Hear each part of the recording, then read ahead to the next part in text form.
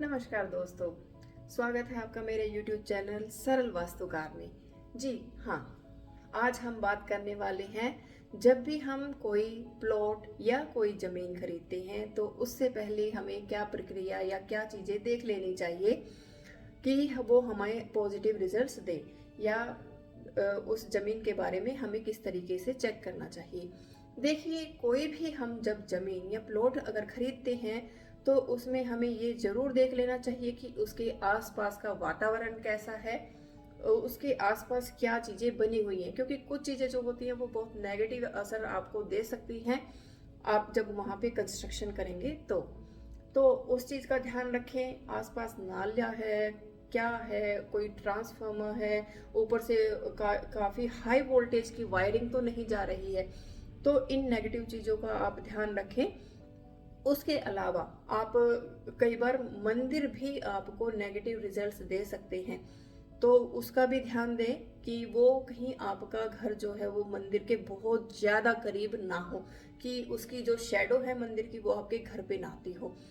उसके अलावा भी काफ़ी सारी ऐसी चीज़ें होती हैं जो कि आप एक वास्तुकार को कंसल्ट करके दिखा सकते हैं कि ये कहीं कोई बाद में हमें बैड रिजल्ट्स तो नहीं देने वाली है,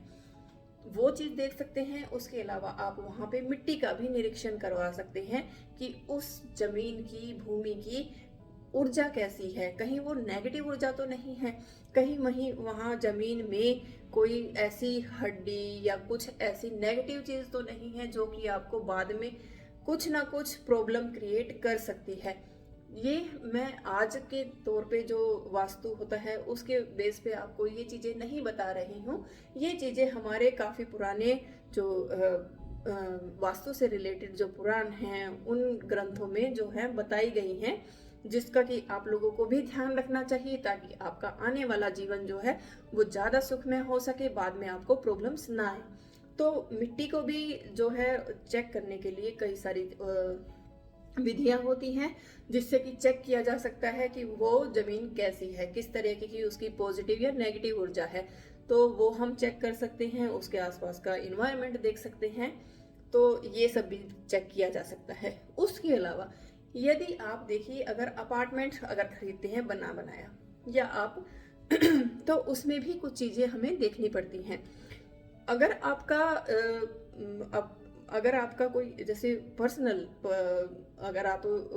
बना बनाया मकान खरीदते हैं या कोई कोठी जैसे खरीदते हैं तो उसमें, और आपका जो अगर अपार्टमेंट आप हाई राइज बिल्डिंग में अगर कोई खरीदते हैं तो उसमें, उनमें भी क्या डिफरेंस आप चेक कर सकते हैं। हाई राइज बिल्डिंग्स में क्या होता है कि हमारा जो वायुमंडल से रिलेटेड जो एनर्जीज है वो हमें ज़्यादा चेक करनी पड़ती हैं कि उस तरीके की क्या उस बिल्डिंग के आसपास की एनर्जीज हैं, कहीं वो नेगेटिव एनर्जीज तो उसके आसपास ज़्यादा नहीं है, क्योंकि उसको वो ज़्यादा चीज़ें इफेक्ट करेंगी बजाय कि ज़मीन की जो एनर्जी होती है उसके अलावा। लेकिन अगर आपने इंडिपेंडेंट अगर हाउस अगर खरीदा है तो उसमें लैंड एनर्जी काफ़ी हद तक मायने रखती है कि कहीं उस लैंड की एनर्जी जो है वो नेगेटिव तो नहीं है। तो दोनों चीज़ों में थोड़ा डिफरेंस होता है, लेकिन फिर भी दोनों तरीके की एनर्जीज उसमें चेक की जाती हैं। तो आप भी इस चीज़ का ध्यान रखें कि अगर आप घर या कुछ भी ऐसा जमीन, भूमि या प्लॉट अगर खरीद रहे हैं तो इन चीज़ों का ध्यान रखें ताकि आपको बाद में नेगेटिव रिजल्ट्स ना आए, अच्छे रिजल्ट्स मिल सके। थैंक